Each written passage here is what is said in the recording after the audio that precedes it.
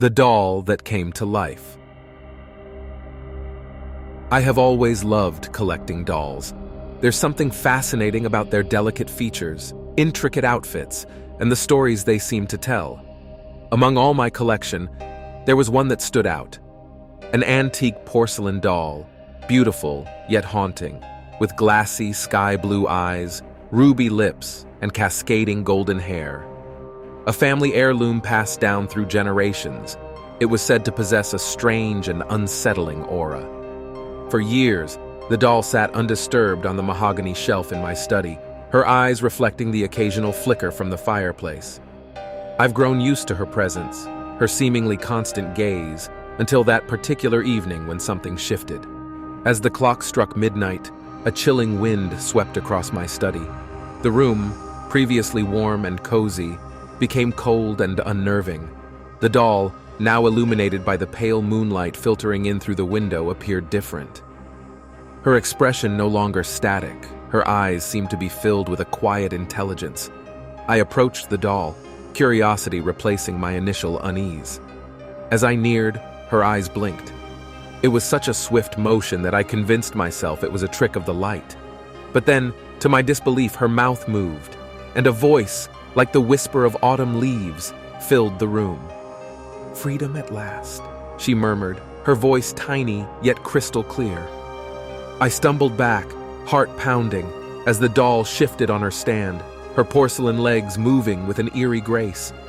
I watched, both terrified and fascinated, as she stepped down from her pedestal, her little porcelain feet tapping against the polished wooden floor. "Why are you scared?" she asked, tilting her head slightly. Her voice was soothing, yet it sent shivers down my spine. You're not supposed to be alive," I stuttered, pressing myself against the bookshelf, my eyes never leaving the small figure standing on the floor. "But I've always been alive, dear," she replied, her eyes twinkling mysteriously. "I've been trapped for so long, waiting for the right moment to wake from my porcelain sleep." For the following days, the doll, now introduced herself as Lilith, became a constant companion. She'd sit on my desk as I worked, sometimes humming songs I'd never heard before. She was polite, respectful, and unnaturally wise for her size and appearance. But there was something deeply unsettling about having an animate doll.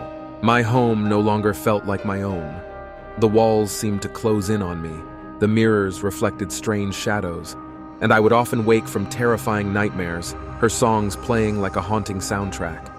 I grew increasingly paranoid, her presence an ever-looming reminder of the uncanny. I decided to end this.